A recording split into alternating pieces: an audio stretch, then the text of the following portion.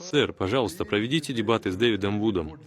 Закир Наик опубликовал видео, в котором объяснил, почему он не будет дискутировать с Дэвидом Вудом. Он привел множество объяснений и оправданий, но основная идея видео в том, что люди хотят дискутировать с ним и с такими людьми, как он, только из-за популярности. Я буду спорить только с теми, кто популярен. Популярные становятся популярными. Так почему же мы должны делать непопулярного христианского миссионера таким популярным? Популярность — 10 тысяч человек. Очень популярный. Дэвид стал бы популярным, используя меня. Почему я должен сделать его знаменитым за вечер?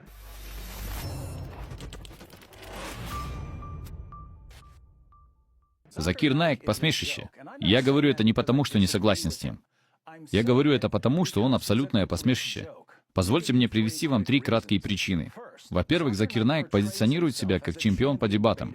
Но за всю свою карьеру он ни разу не встречался с настоящим участником дебатов-христианином. Поищите дебаты Закира Наика, и вы обнаружите, что он спорил с горсткой людей, о которых вы никогда не слышали. Единственным человеком, с которым Закир Наик когда-либо дискутировал, о котором я когда-либо слышал, был Уильям Кэмпбелл. А Уильям Кэмпбелл не участвовал в дебатах. Он был писателем. Наик знал, что он не участвовал в дебатах. Вот почему он согласился на дебаты с ним. Наик соглашается встречаться только с теми, кто либо не имеет опыта ведения дебатов, либо ничего не знает об исламе. Наик не хочет даже приближаться к тем из нас, кто регулярно ведет дебаты и постоянно имеет дело с исламом. И мы годами бросали ему вызов. Вот приглашение на дебаты, которое мы отправили ему почти 8 лет назад. И знаете, что он ответил, когда мы пригласили его на дебаты? Он сказал, что мы должны гарантировать, что на дебаты придут 10 тысяч человек.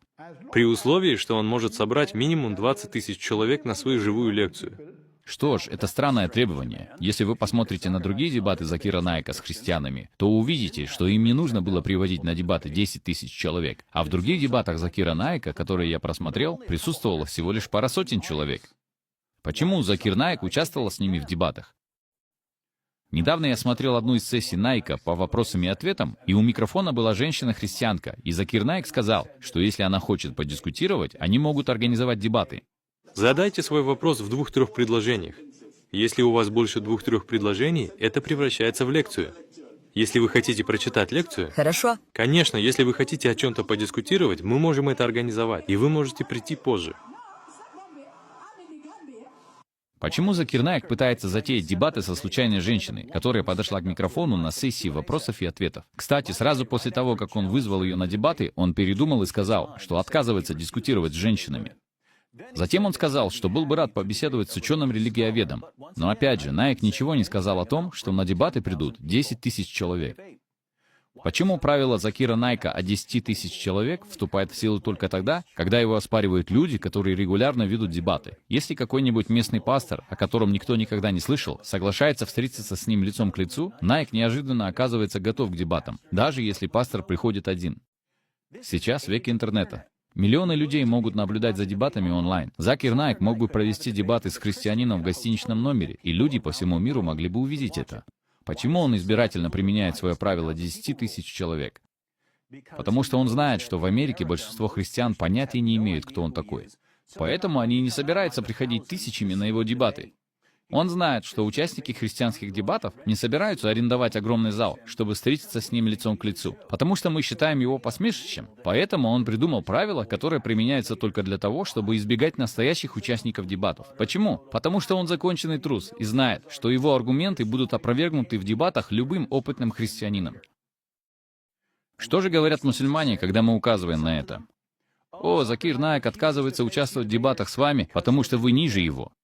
Подождите, все настоящие участники дебатов ниже его, но люди, с которыми он спорил, о большинстве из которых никто никогда не слышал, были достаточно важны для него, чтобы встретиться с ними лицом к лицу? Как мы можем узнать, кто стоит ниже Закира Наика, если он ни разу не стоял на сцене с опытным участником дебатов? Как мы можем это узнать? Наик похож на парня, который выходит из своего дома, бьет кого-то по лицу и заявляет, что он чемпион мира по боксу в тяжелом весе, хотя никогда не встречался лицом к лицу с настоящими боксерами. Это жалкое зрелище. Что еще более печально, так это то, что последователи Найка настолько доверчивы, что считают его серьезным участником дебатов. В мире есть серьезные участники дебатов. Найк не один из них. Во-вторых, служение Закира Наика платит людям за обращение в ислам. Газета «Хиндустан Таймс» сообщает.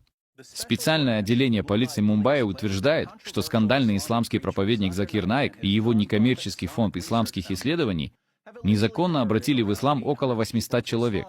заплатив им из средств, полученных из-за границы. Полиция Мумбаи установила, что организация Найка выплатила новообращенным по 50 тысяч рупий, часть из которых поступила из Саудовской Аравии. Вы мусульмане, которые думают про себя. Нет, Закир Наик никогда бы так не поступил. Вам, вероятно, следует изучить Коран и жизнеописание вашего пророка, потому что сам Мухаммед платил людям за обращение в ислам. И одна из причин, по которой вы платите закат, это то, что вы платите людям за обращение в ислам.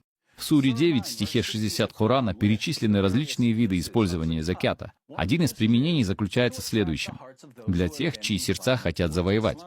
Что значит использовать средства закята для завоевывания сердец людей? Мухаммед показывает нам, что именно это означает в Сахих Муслим 60:22. Мусульмане выигрывают битву при Хунайне, и мы читаем. Тогда посланник даровал Саффану ибн Умею 100 овец, затем еще 100, а затем еще 100. Клянусь Аллахом, рассказывал Саффан, посланник Аллаха, когда одарил меня вначале, был для меня самым ненавистным человеком, но он все одаривал меня и одаривал до тех пор, пока не стал для меня самым любимым человеком. Этот парень ненавидел Мухаммеда, но Мухаммед продолжал давать ему овец сотнями, пока Мухаммед не стал его самым любимым человеком в мире. Сахих Аль-Бухари 33:44 Мухаммед делит кусок золота между 4 вождями другого племени. Мы читаем. Узнав об этом, курайшиты и ансары возмутились. Неужели он дает предводителям жителей Неджда, а нас оставляет ни с чем? Пророк сказал, поистине, я лишь склоняю их сердца к исламу. Он давал им золото, чтобы склонить их сердца к исламу. Почти 14 веков спустя Закир Наик делает то же самое. Мусульмане должны гордиться Найком за то, что он подражает своему пророку, подкупая людей, чтобы они обратились в ислам. В-третьих, несколько лет назад, когда я смотрел некоторые выступления Закира Найка, я был впечатлен тем, что так много мусульман приходят послушать его выступления, когда он выступал на английском языке. Я знаю нескольких христиан из одного из районов, где он выступал, и я сказал им, что это здорово, что куда бы Закир Наик ни приехал, там так много мусульман, которые говорят по-английски. Они сказали, о, многие мусульмане, которые приезжают, не говорят по-английски. Я спросил, зачем они приходят? Просто чтобы побыть ближе к Найку? Они ответили, нет, мусульманские лидеры приглашают их поболеть за него. Они советуют мусульманам, которые не говорят по-английски, громко аплодировать, когда они слышат, как другие мусульмане аплодируют. А теперь подумайте об этом. Организация Закира Найка вынуждена привлекать мусульман, которые понятия не имеют, о чем он говорит, чтобы поддержать все, что он говорит. Почему? Потому что они понимают, что многие мусульмане, и даже некоторые не мусульмане, недостаточно разбираются в том, что он говорит, чтобы понять, хороши или плохие его аргументы. Но если его словам аплодирует достаточное количество людей, доверчивые зрители решат, что он должно быть прав. Таким образом, организация Найка наполняет аудиторию людьми, которые болеют за него, независимо от того, что он говорит. Потому что аплодисменты оказывают психологическое воздействие на доверчивых зрителей. Это исламская версия трека со смехом для комика, который не смешон. И давайте посмотрим правде в глаза. Трек со смехом гораздо более подошел бы для Закира Найка, чем для выступления комика.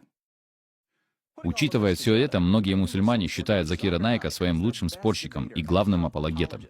Кто такой Закир Наик? Он из тех, кто притворяется чемпионом в дебатах, хотя на самом деле он полный трус, который мгновенно отступает перед каждым опытным участником крестьянских дебатов, который бросает ему вызов. Он из тех, кто платит людям за обращение в ислам, точно так же, как его пророк платил людям за обращение в ислам.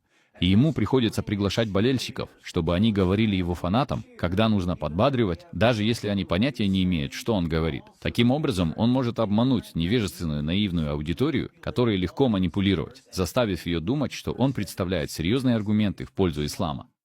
Закир Наик — это посмешище. Он всегда был посмешищем. Он всегда будет посмешищем.